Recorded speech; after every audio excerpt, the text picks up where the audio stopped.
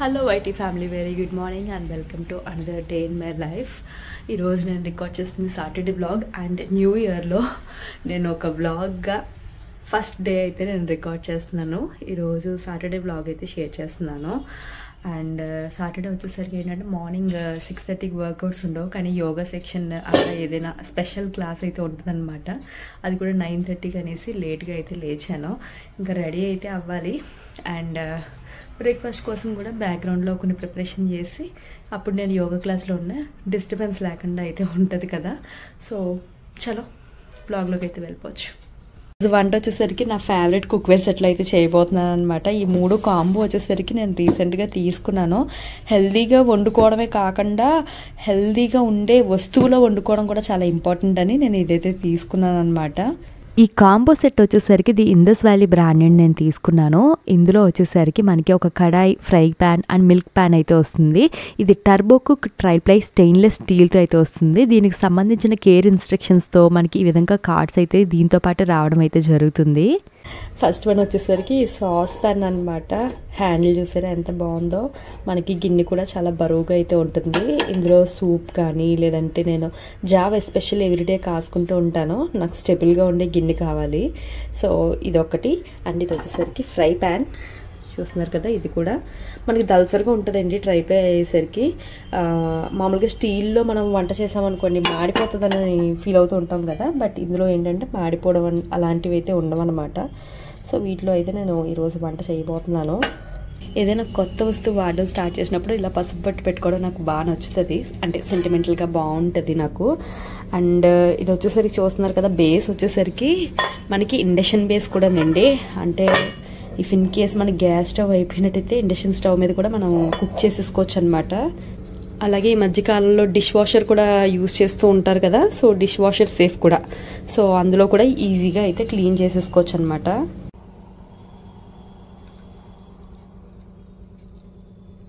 ఈరోజు బ్రేక్ఫాస్ట్ వచ్చేసరికి ఒక పక్కన రాగి జావ కాసుకుంటున్నాను. ఇది వచ్చేసరికి కార్బోహైడ్రేట్లోకి అయితే వస్తుంది, యాజ్ వెల్ ఐరన్ రిచ్ అయితే ఉంటుంది. అండ్ దాంతోపాటు శనగలు అయితే ఉడకపెట్టుకుంటున్నాను అనమాట. ఉడకపెట్టి తాలింపు అయితే పెట్టేస్తాను. సో ఇందులో మనకి ప్రోటీన్ అన్నది బాగుంటుంది. సో ఇది కూడా కుక్కర్ ఇందస్ వ్యాలీదే, కానీ లాంగ్ బ్యాక్ తీసుకున్నాను. ఇప్పటికీ కూడా దీని కండిషన్ అయితే బాగుంది. సో ఇంకా ఇది బాయిల్ అయిపోయిన తర్వాత ఇంకా ఆపేయడమే. ఇదైతే ఇంకా ప్రిపేర్ అయిపోయినట్టే. దీన్ని ఇంకా ఆఫ్ చేసేసి చల్లారిన తర్వాత కర్డ్ అన్నది వేసుకుంటాను. అంటే మజ్జిగలాగా చేసి అయితే వేసుకుంటాను. ఒక పక్కన శనగలు అయితే బాయిల్ అయిపోయినాయి అండ్ నేను కూడా ఈలోగా ఫ్రెష్ అప్ అయితే అయిపోయాను అనమాట. సో యోగానే కాబట్టి ఫ్రెష్ అయ్యి ప్రశాంతంగా చేసుకుందామని ఫ్రెష్ అప్ అయ్యాను. ఇప్పుడు ఈ జుట్టు అదంతా నీట్గా దువ్వేసుకుని ఇంకా నాకు 10 నిమిషాలు ఉంది, రెడీ అయిపోవాలి. 3 minutes టైం ఉంది. ఈలోగా తాలింపు అయితే పెట్టేస్తున్నాను శనగలకి. ఈ ఫ్రై ప్యాన్ వచ్చేసరికి 1.4 liters కెపాసిటీ అండ్ ముందు చూపించిన సాస్ ప్యాన్ వచ్చేసరికి 1.2 liters. ఫ్యామిలీలో ఒక 3 to 4 members అలా ఉన్న వాళ్ళకి ఇవైతే సజెస్టెడ్ అనమాట. ఇందులో మెటల్ స్పూన్స్ కూడా యూజ్ చేయొచ్చు, అంటే నాన్ స్టిక్కే వాడాల్సిన అవసరం లేదనమాట. బాగా నచ్చింది నాకు ఆ పాయింట్ అయితే. అండ్ 403 స్టెయిన్లెస్ స్టీల్ వాడడం వల్ల ఎలాంటి రస్ట్ ప్రాబ్లం ఉండదు. అండ్ ఇవి మన ఫుడ్తో రియాక్ట్ అవ్వకుండా ఫుడ్లో ఉన్న న్యూట్రియంట్స్ అన్నవి ఫుడ్లోనే ఉండేటట్టు చేస్తుంది అనమాట. సో దట్ ఈజ్ వే కుకింగ్కి హైలీ సజెస్టెడ్. ఇంకా క్లాస్కి అయితే జాయిన్ అయిపోవడమే. టైం వచ్చేసరికి ఎగ్జాక్ట్లీ 9:30 అవుతుంది. స్టార్టింగ్లో యోగా అంటే ఏంటో తెలియక ముందు అనుకునేదాన్ని చాలా ఈజీగా యోగా క్లాస్ హ్యాండిల్ చేయొచ్చు అని. కానీ వారానికి ఒక్కసారి ఉండే యోగా క్లాస్ మాత్రం అంత ఈజీ కాదని అనిపించింది. అంటే మన రెగ్యులర్ వర్కౌట్స్ లానే ఉంటాయి, కానీ ఏంటంటే మరీ హడావిడిగా ఎగరడం గెంతడం కాకుండా స్ట్రెచెస్ పైన ఎక్కువ కాన్సన్ట్రేషన్ ఉంటుంది. అంటే కొన్ని ఆసనాలు అయితే నిజంగా ఇంపాసిబుల్ అన్నట్టుంది అనమాట. నాకైతే లాస్ట్ ఒక ఆసనం చెప్పారు, అది చాలా ఎక్కువ ఇంపాక్ట్ ఉంటుంది అన్నారు. ఇదిగోండి ఈ వాల్కి కాళ్ళు ఇలా పైకి పెట్టమని అన్నారు అనమాట. నా వల్ల అయితే అసలు కాలేదు. కపుల్ ఆఫ్ టైమ్స్ చేస్తూ ఉంటే అలా వస్తుంది అని అన్నారు. అండ్ ఈవెన్ ఈ బ్రీతింగ్ ఎక్సర్సైజ్ నిజంగా అంత ఈజీ అయితే కాదు. బట్ ఎనీహౌ నేనైతే ట్రై చేస్తున్నాను, నేర్చుకుంటున్నాను. మొత్తం మీద సక్సెస్ఫుల్లీ యోగా సెక్షన్ అయితే కంప్లీట్ అయ్యింది విత్ వీరు గారి సపోర్ట్. Is our breakfast. ఇక ఫ్రై చేయడం అయితే స్టార్ట్ చేశాను. ఈ కడాయి వచ్చేసరికి 2.2 లీటర్స్ కెపాసిటీ వస్తుంది. అండ్ యూ నో వాట్, మనకి బేస్ నుండి రిమ్ వరకు కూడా 3 లేయర్స్ అయితే ఉంటుందన్నమాట.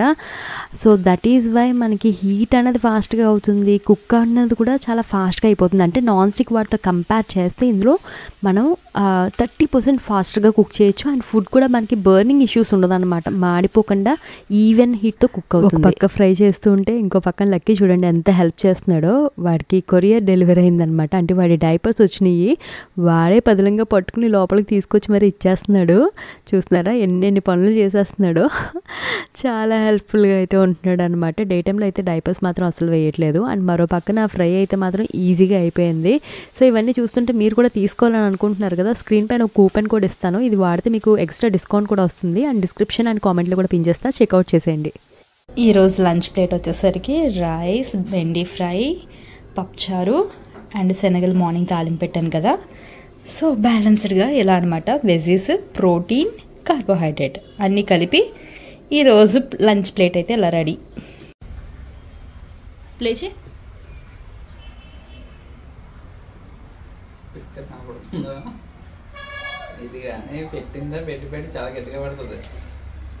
ఏమో మరి ఎప్పటి నుండో దీనికి ప్రాబ్లం ఉంది, వస్తుంది మళ్ళీ పోతుంది, వస్తుంది పోతుంది, ఎప్పుడో పెట్టేటట్టుగానే ఉంది ఇది.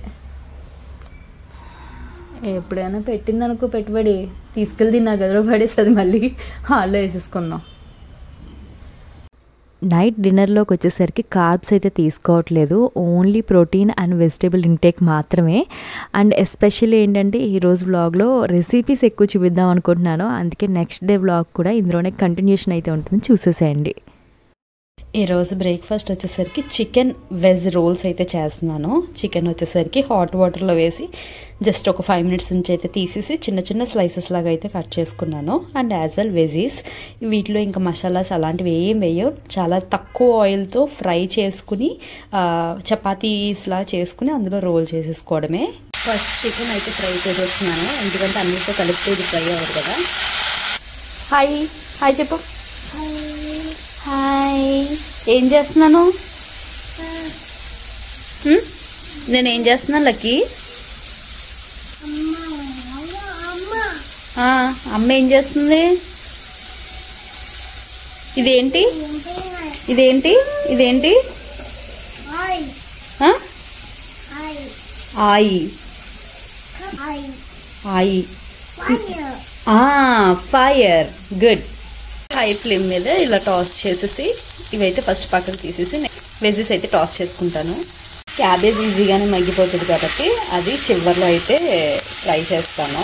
ఫస్ట్ వీటిని అయితే జస్ట్ ఇంకా ఆయిల్ అయితే వేరేగా ఏమి యాడ్ చేయలేదు, చికెన్ వేసిందే జస్ట్ అలా టాస్ చేసేస్తున్నాను. నెక్స్ట్ క్యాబేజ్ కూడా చికెన్ స్లైసెస్ కూడా యాడ్ చేసేస్తున్నాను. కొద్దిగా సాల్ట్ అండ్ చిల్లీ ఫ్లేక్స్ అయితే వేసి కలిపేసుకోవడమే, ఇంకా అంతే.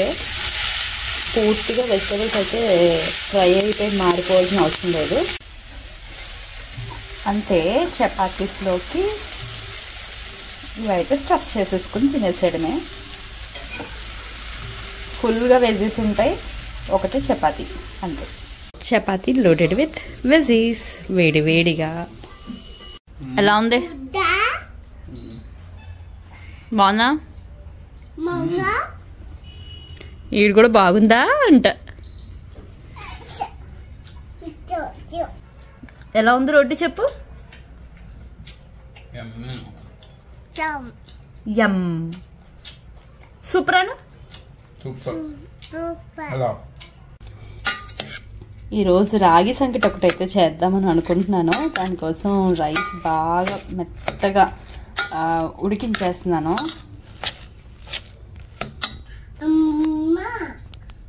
నైట్ డిన్నర్లోకి చికెన్ ఫ్రై చేస్తాను, దానికోసం చికెన్ నేను సపరేట్ చేశాను. ఇది వచ్చేసరికి ఇద్దరికి కలిపి 300 grams ఉండాలి. అండ్ ఈ బౌల్ వచ్చేసరికి సమ్హౌ 25 grams 30 grams ఉంటుంది ఇది. సో అలా చూసుకున్నట్టయితే ఇంచుమించు అయితే సరిపోతుంది అనమాట. మసాలా వేసి మ్యారినేట్ చేసి పక్కనైతే పెట్టేస్తాను. ఇందులో పసుపు, మసాలా పౌడర్, పెప్పర్ పౌడర్, కొద్దిగా సాల్ట్, కొద్దిగా కారం అన్నీ తక్కువ వేసుకున్నాను. అండ్ లెమన్ ఒకటైతే స్క్వీజ్ చేస్తున్నాను అనమాట, హాఫ్. సో వీటిని జస్ట్ అలా కలిపేసి పక్కన అయితే పెట్టేసుకుంటాను. అండ్ నైట్కి ఫ్రై చేసుకోవడానికి ఇది easy way of mixing. Just అలా కలిసిపోతే అలా పక్కన పెట్టేయచ్చు.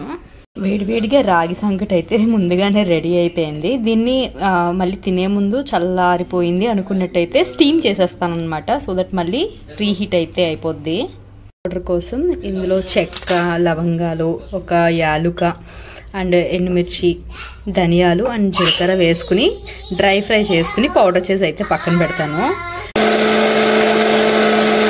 ఫస్ట్ మసాలాస్ అయితే వేసేస్తున్నాను అండ్ బిర్యానీ లీవ్స్ కూడా. చిల్లీస్, ఇది ఆనియన్ పేస్ట్,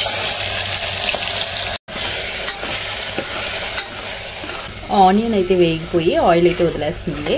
ఇప్పుడు ఈ స్టేజ్లో నేను ఇంకా చికెన్ పీసెస్ అయితే యాడ్ చేసేస్తున్నాను. చికెన్ అంతా కూడా ఇంకా యాడ్ చేసేసాను. సో ఈరోజు ఆఫ్టర్నూన్ తర్వాత మళ్ళీ నైట్ కర్రీ తినడానికి ఉండదు, రేపటికైనా సరే కర్రీ ఉంటుంది అన్నట్టు ఇంకా ఒకేసారి అయితే వండేస్తున్నాను అనమాట. లక్కీ డాడీకి ఇవ్వమ్మ, ఇది డాడీకి తీసుకెళ్ళివి.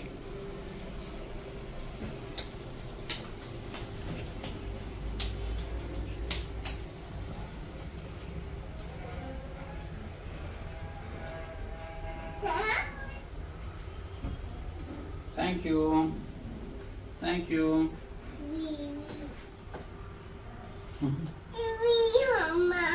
నువ్వు తింటావా? ఆనియన్ తిను. వీడు కూడా చిన్నప్పుడు నా అలాగే తినేస్తున్నాడు. నేను ఆనియన్స్ తినేసేదాన్ని. పీసెస్ కొంచెం మగ్గిన తర్వాత సాల్ట్ అండ్ పసుపు అయితే యాడ్ చేశాను. ఇందులోకి కారం అయితే వేయట్లేదు. ఇట్స్ బికాజ్ లక్కీ కూడా ఈ కర్రీ తినాలి, నెమ్మదిగా కారం అలవాటు చేయొచ్చు అన్నట్టు.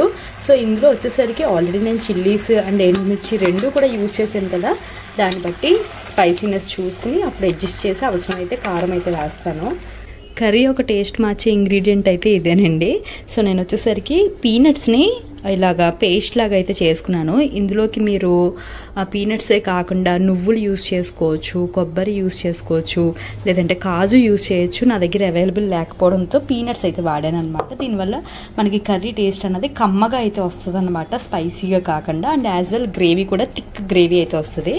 సో మనం చేసేది రాగి సంకట్లో కాబట్టి కొంచెం మనం లిక్విడ్ కన్సిస్టెన్సీలోనే కర్రీ అయితే ఉంచుకుంటాము కాబట్టి వాటర్ అయితే యాడ్ చేసి బాయిల్ చేస్తున్నాను. కొంచెం ఉడుకు పట్టిన తర్వాత ఇప్పుడు ఈ పేస్ట్ అయితే ఇందులోకి యాడ్ చేసేస్తాను. ఇంక ఇదైతే బాయిలింగ్ అవుతుంది కదా, సో ఇందులోకి ఈ పేస్ట్ అయితే యాడ్ చేసేసా. ఇప్పటికైతే కర్రీ అస్సలు కారం లేదు. ఇప్పుడు వచ్చేసరికి ఏదైతే మసాలా పౌడర్ ప్రిపేర్ చేశానో ఇదైతే యాడ్ చేసేస్తున్నాను. ఒక 5 minutes లిడ్ పెట్టి అయితే ఉడికించేసుకుంటాను. 2 whistles అయితే వేసింది, ఇంకా ఆపేస్తున్నాను. సూపర్గా ఉడికిపోయింది అండ్ టేస్ట్ కూడా చాలా బాగుంది. లిక్విడ్గానే దించేస్తాను, కానీ ఏంటంటే నెమ్మదిగా టైం గడిచికొద్ది ఇదైతే దగ్గర పడిపోద్ది అనమాట. కొత్తిమీర అయితే వేసుకుని కలిపేసి ఫస్ట్ లక్కీకి తినిపించేస్తాను, ఆ తర్వాత నేను తింటాను. ఇదిగోండి లక్కీ కోసం రాగి సంగటి, నెయ్యి అండ్ గ్రేవీ అయితే వేస్తున్నాను. బోన్లెస్ పీస్ అయితే పెడతాను లక్కీకి. ఇదిగోండి ఈరోజు lunch plate, veggies, curry and రాగి సంగటి, దానిపైన నెయ్యి. ముందు టేస్ట్ చెయ్యి. రాగి సంకటి మధ్యలో పెట్టి దాని మీద కర్రీ వేసుకో.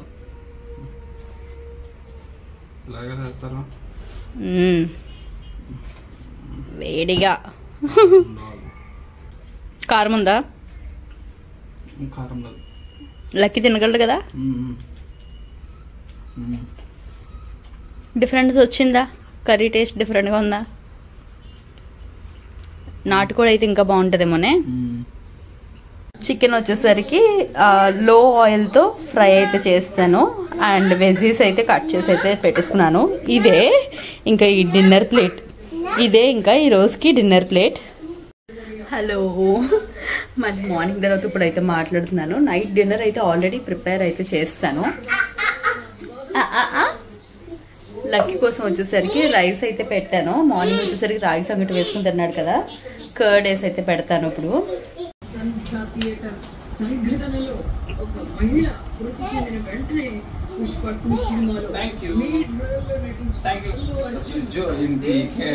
ఆడు కనిపించట్లేదు కింద.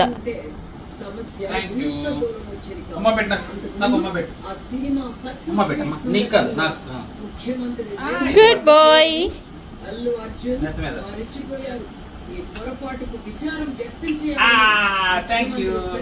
ఈ వ్లాగ్ని అయితే ఇంకెలా ఎండప్ చేస్తున్నాను. ఐ హోప్ మీకు నచ్చుంటుంది అనుకుంటున్నాను. నచ్చితే వీడియోని లైక్ చేయండి. ఇంకా ఫర్దర్ వ్లాగ్స్లో ఎలాంటివి చూడాలనుకుంటున్నారో కామెంట్ కూడా చేసేసేయండి. Thank you so much for watching.